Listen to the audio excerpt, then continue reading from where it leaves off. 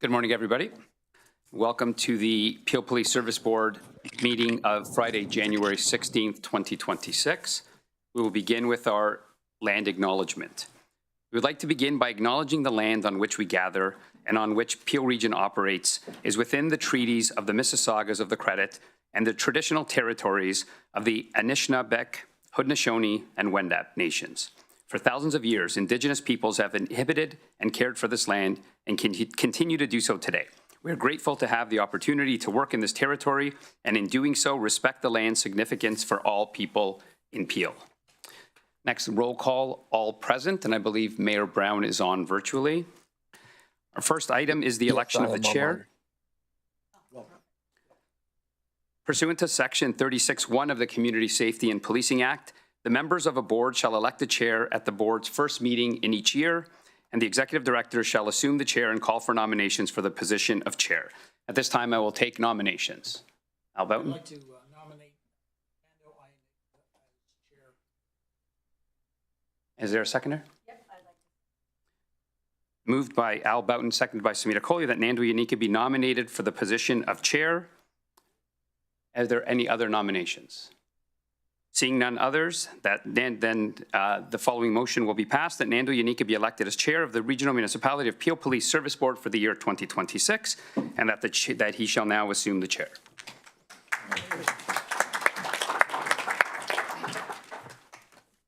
Well, thank you very, very much. Let me just say what a privilege to work with such a distinguished group of people and such a distinguished group of officers and staff in the PRP. You know, I've been at this 38 years. This is, without question, the greatest privilege I've ever had to be.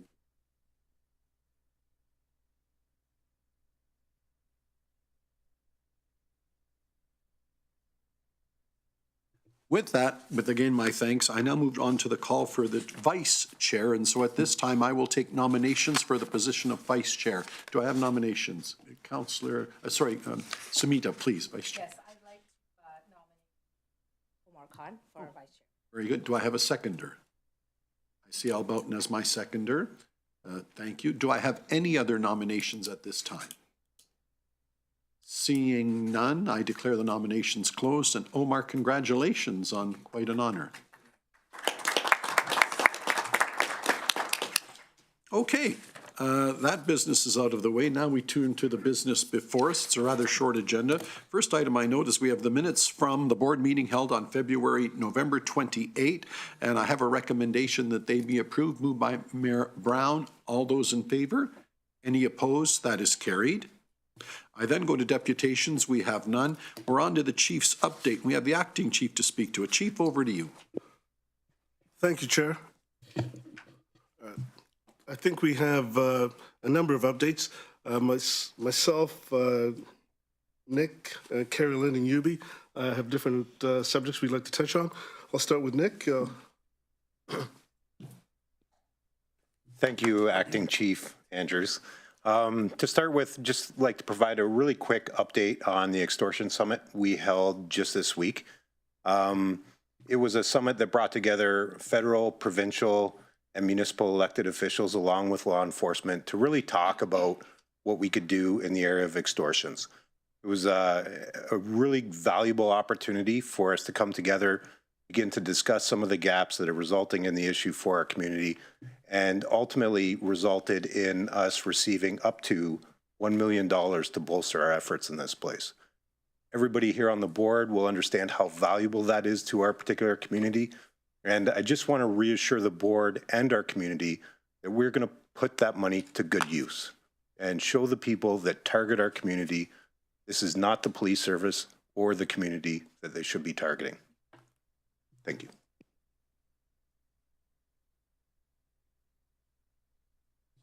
Moving on. Acting Deputy Hills. Good morning, Chair, and through you, I'd like to provide two updates today. One will be an investigative update, and one will be on our seasonal ride program. First, an update on Project Sons was a major investigation that reinforces the simple truth that collaboration is our strength. This project was coordinated as an intelligence-led operation targeting organized retail crime that impacts communities across Ontario and beyond.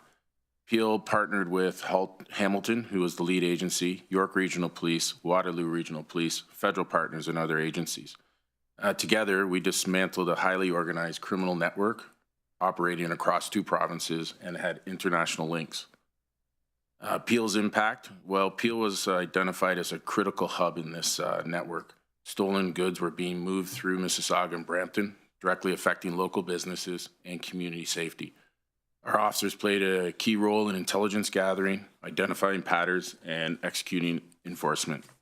Some highlights, 16 search warrants were executed across commercial properties, residents, and vehicles. 21 individuals were charged, facing 175 criminal charges, and over 1 million stolen merchandise was recovered.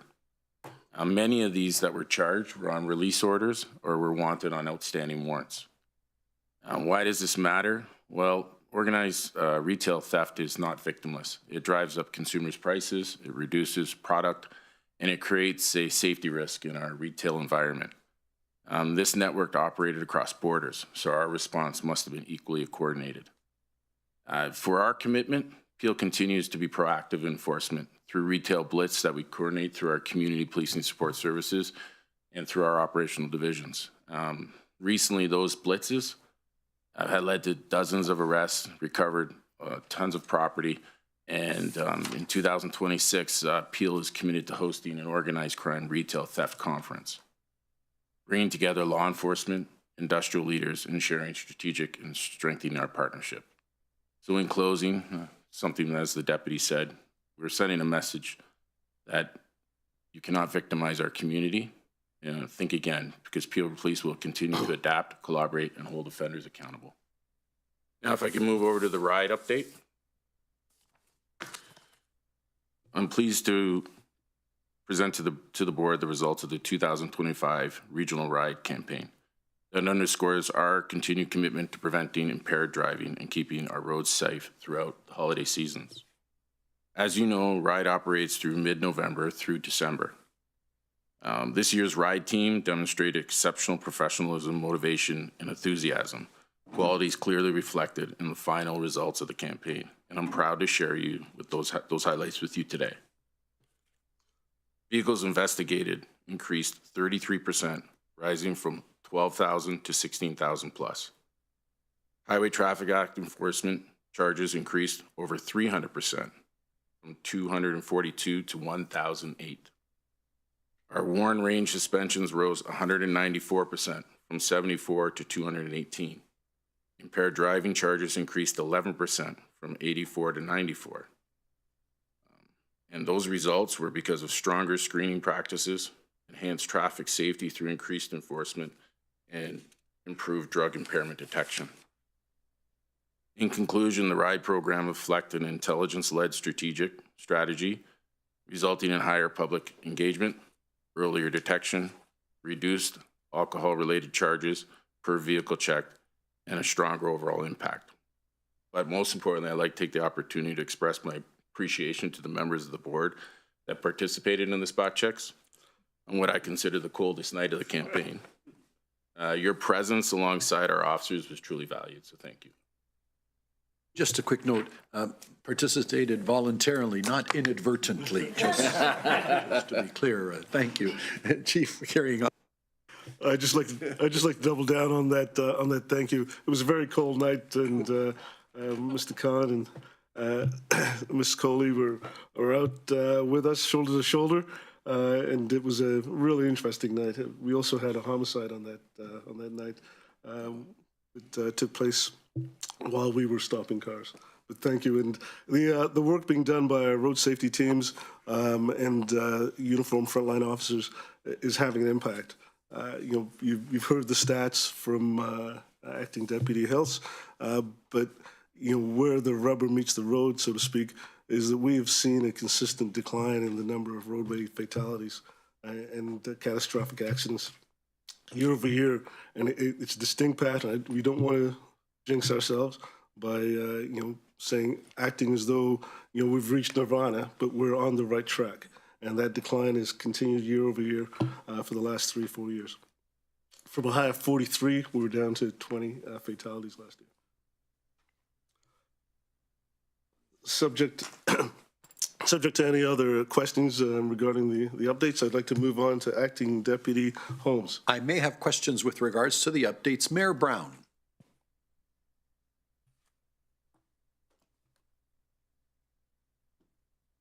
Yes, can you hear me fine? Yes, I can. Please proceed, Mayor. Perfect. Yeah, I thank you for the updates to Deputy Chief Milovich. You touched upon the extortion announcement, the $1 million, and every little bit helps. But I just wanted to give you an opportunity to share to the board where we really need to go on this, in the sense that I know this is a small first step, but I've heard Chief Nish speak very specifically about the need to have a local task force where we get support from other levels of government, whether it's OPP on the task force, FinTrack, CBSA. Could you sort of explain why it's important for Chief Nish to get his wish for us to really extinguish the extortion threat, and why it's so critical for law enforcement not to work in silos? And I know this request is into the province and the federal government, but if you could explain it to the board and those watching at home. Absolutely, and through the chair, you very rightfully point out, in order for us to be effective in battling extortions, it requires a whole of enforcement community approach. The reality is extortions right now, the front line is occurring in Peel, at least the extortions that we're discussing. If we are going to make a difference in that space, it requires federally, provincially, and municipally mandated law enforcement agencies to come together, which is why you often hear about Chief Nish talking about the collaborative being the most effective way to address this. And then the other thing that you mentioned that I'll also touch on, the $1 million is a welcome investment to help us recover some of the resourcing, but it's step one in what needs to be a continued conversation. Very much like the partnerships that we need with our provincial, federal law enforcements, and really the continued advocacy from everybody that's affected by it and understands the issue. That's the other element. So the enforcement will be important because our community needs to feel safe. We need to show people that if you do these things in our community, we will hold you accountable regardless of where you may live or where you may go after you commit these offenses.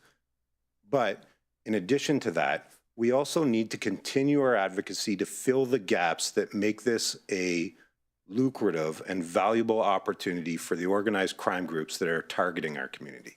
And that is going to occur outside of the policing space. So, and I'll maybe take the opportunity to just particularly thank our board for their advocacy and their voice, and certainly yourself, Mayor Brown. Without that, I really don't believe we're having these conversations and having things like a summit on extortion. That is going to result in the momentum that requires the people that can make the changes or the partnerships necessary in order to make a difference. Mayor, anything further? Thank you, Deputy Chief Milovich. No, just thank you for the great work on this. And I think Peel has become a national example for how we approach this. Just last night, I got a call from the mayor of Winnipeg, very interested in how Peel is dealing with this threat, because they're now seeing it in the Winnipeg area as well. And I imagine if we don't extinguish this in Peel and it continues to be lucrative in Canada, it will be in every big city in a matter of a short time. So thank you, PRP, for once again being the edge of the spear in tackling an issue of criminality in the country. I want to top that up. Mayor Brown, thank you. Like so many things, Mayor, and why the people of Brampton should be so proud to have you, and I've been around for 40 years, you're just so perceptive in advance of the wave of knowing where the community is going and what is of importance to us, and you have been at the vanguard of this file for years, giving us concerns and where this file is going and reaching out to the service and saying, here's what we need to do, and our service following in lockstep to be at the vanguard. So thank you to you, Mayor Brown, and the community of Brampton and Peel should be very proud of you. Second thought I want to parlay it with, in my morning papers today, and I should have brought it in with me because I wanted to acknowledge the individual and give them credit, but it's a woman with a doctoral degree that is writing a book with regards to AI, and it came to mind relative to this subject. And what a different take. And what she said, I'm paraphrasing, and I apologize if I don't paraphrase well, but what she said was there's the AI revolution. She said the biggest mistake people are making and will continue to make is they believe AI, my words, is a decision maker. So we've given you all the data, here it is, and so now it does the work. And she says, those that will fall into peril because of it have forgotten that all it is a reference source. You still have to make the decisions. And that brings me back to what the mayor was talking about and why I'm so proud of the Peel Regional Police. We are tremendous at doing our homework, but then implementing decisions and the right decisions. And what I've come to learn over the years that we've been on this board, it is why so many others, like the mayor says of Winnipeg, that's what triggered it, come to look at us because we're at the vanguard. In other words, we just don't do a lot of research and talk a good game about what needs to be done. We're at the vanguard of implementing it, and our results and the successes we have are resonating across the country and across North America. So that's a reflection on all of us. So congratulations to all of you. Mayor Brown, again, for all your work on the file. But it just resonated with me knowing I was coming to the police board. I go, I'd like to think that's what we do here. We do our homework, but then regardless of where you get the data, AI or otherwise, it still comes down to people making the right decisions. And we do, and we implement it. So good on everyone. With that, Chief, back to you for any further updates. Thank you, Chair. Over to Acting Deputy Holmes. Thank you, Acting Chief, and through you, Chair. I just wanted to give an update to the board on a couple of awards that we've received and related to our new buildings. As you are aware, our operational support facility is well underway and scheduled to open in March of 2028. This facility will be home to our 911 communication center, our community safety and well-being, IT, records, services, to name a few. Also, our new 23 division is well underway and scheduled to open later this year. Both of these facilities will be carbon neutral.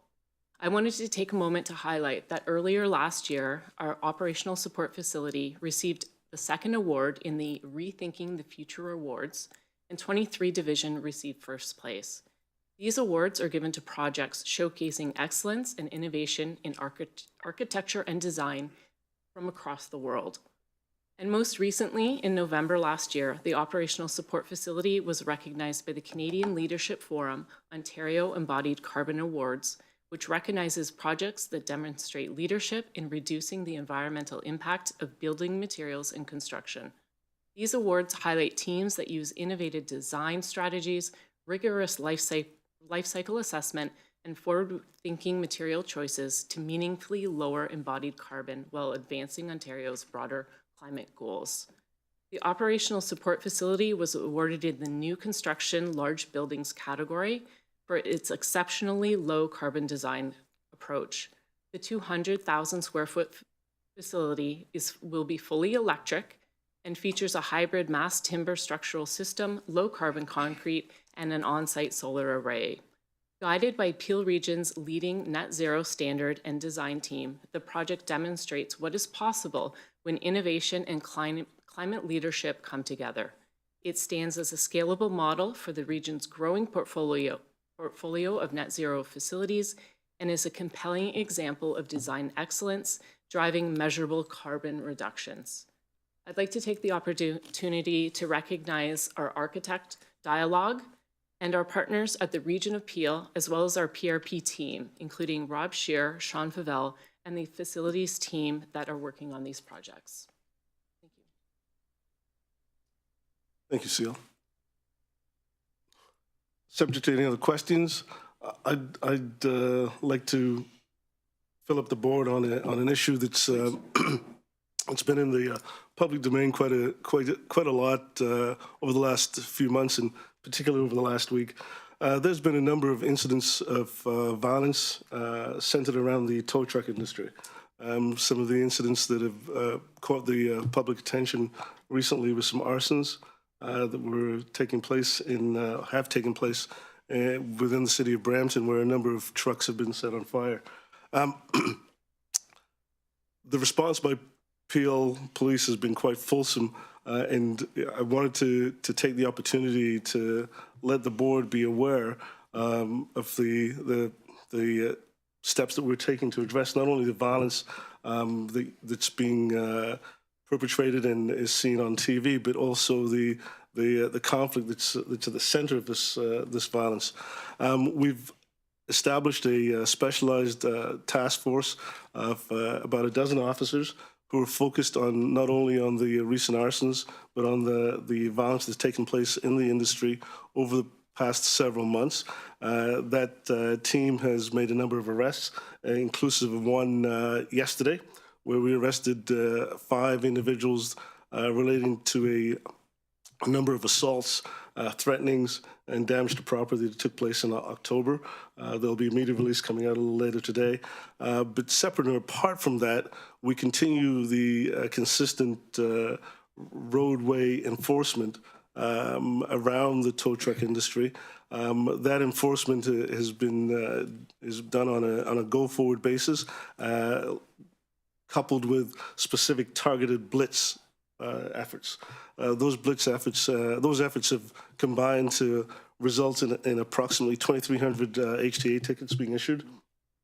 We've seized 12 trucks.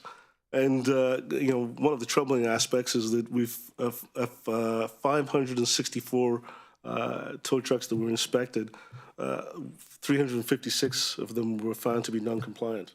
Now, the level of non-compliance varies, but still, the idea is that we're addressing the acts of violence, and we're having success in that realm. But we're also focusing on the day-to-day issues around the tow industry that result in violence down the road. So we're having some success, and I want to emphasize for the board that we'll continue along this path, and there'll be some more arrests to follow yesterday's. Thank you, Chief. If there's no other updates, thank you for the updates. Over to my colleagues now with regards to any further questions you may have or announcement. Samita, please.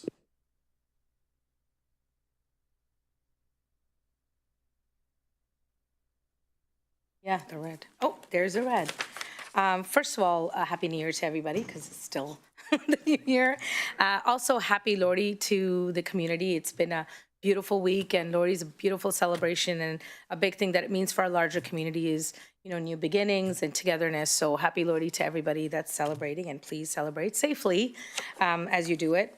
Also, just a couple of things that, because this is our first one back in January, and December we did not have one. So I do want to mention the ride. Thank you for mentioning it. Was quite an experience. Mr. Omar Khan and I both did that, and it was a phenomenal experience. But I think it was my first one, and what I think really amazed me is the amount of work that goes into it before, the preparation, the hours that you stand there, and in the approach of how each car and how you speak. And most are so happy. I know they're stuck in traffic as they get through it, but when they get to and they understand why you're doing it, everybody was happy to answer quickly the questions and what was required. So it was nice to see that, and it's so critical. And you're right, Deputy Andrews, like hopefully at some point we won't need this, but we need this today, and we have to really from a prevention point of view. So that was a really interesting, eye-opening experience, and I encourage next year I definitely will try and do it again. So it was great. Thank you. Second is we also had a chance to visit the Communication Center during the month of December. It was myself, Mr. Khan, Executive Director Robert Serpin, Ms. Angela Suri as well. But I believe Mr. Al Boughton had been there just the week before as well. But what an amazing center, right? It's just, I mean, we talk about them all the time. We get to see them time to time. But every time you go in there and you come out of there, you see their energy and passion and commitment. They love being there. They love what they do. They are the first point of contact for anyone in crisis, most often when they're calling in. And it's just the way their care and commitment. And I think there was one specific case at that point was recognized, one of the call center, because they helped an individual out who was in an IPV case. And it was because of the conversation that person had with that individual on the phone, they were able to turn that case into something positive. So that's just the commitment and dedication. And as I continue to say, there are many detectives. There really are many detectives. I know our officers value the work they do before they get on site somewhere. So just a big congratulations to how it's all been run in there and the team that manages them. I really can't say thank you enough. And of course, Deputy, in terms of what you do and what your team does, Eduardo, thank you so much for creating that opportunity and what happened in there. So thank you for that. And then finally, I know it's Alzheimer's Month, and it's really important because most of us know someone or sadly a parent or somebody who's going through that right now.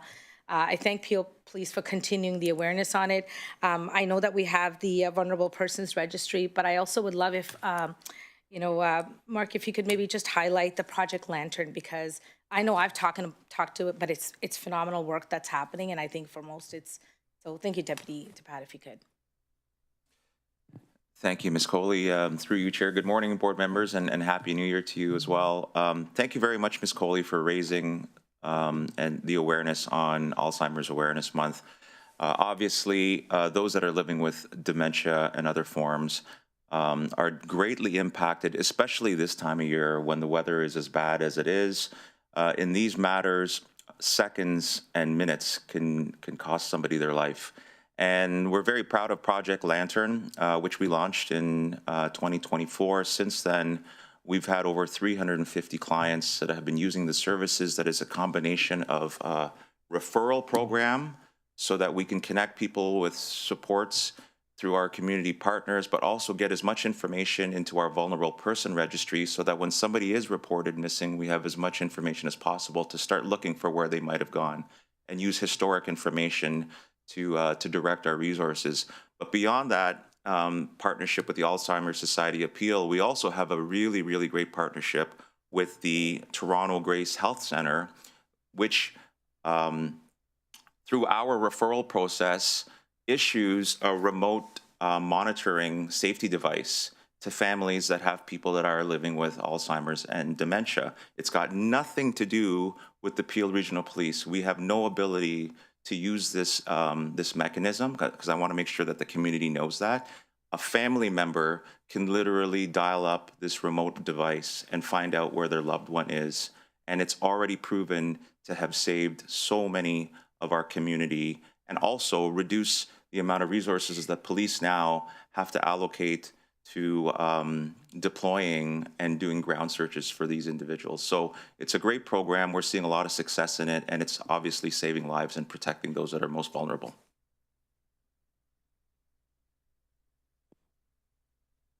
That's it. Thank you very much, Mr. Carby.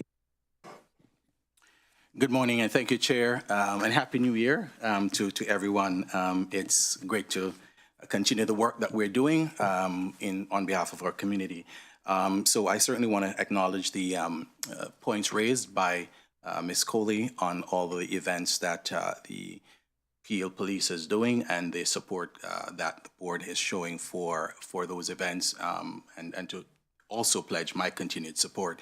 I also want to acknowledge the association for the event put on at the end of the year, which provided an opportunity for members of the service to get together. And what was most heartwarming for me was the all retired members who see this as a family and were able to come for that acknowledgement. And the support on that day was just tremendous. I was there for quite a few hours and was able to meet from our retirees who, as soon as the sun started to go down, were heading through the door, to meeting some of our officers who were out in the field and came in. But the new center at our for the association has proven to be a center that brings people together. And I just want to acknowledge the work of the association and Adrian Woolley, who happens to not be here today. Usually he's in the mid, so I just want to acknowledge the work that they're doing there. And finally, more on a personal note, I would like to welcome Dr. Orlando Mardner, who is sitting in our gallery today, observing our meeting. He's a security specialist visiting from the UK. And why I say selfishly, because he's my brother. So I just want to welcome him today. Awesome. So yeah, that's it, Mr. Chair. Thanks for the indulgence. Thank you. Well, first of all, welcome. We've always thought you were a family of underachievers. Now, Doctor, welcome. You should be very proud of your brother and the work that he does for us as well. So welcome, and good of you to be joining us today. Thank you. Oh, thank you for that, Len.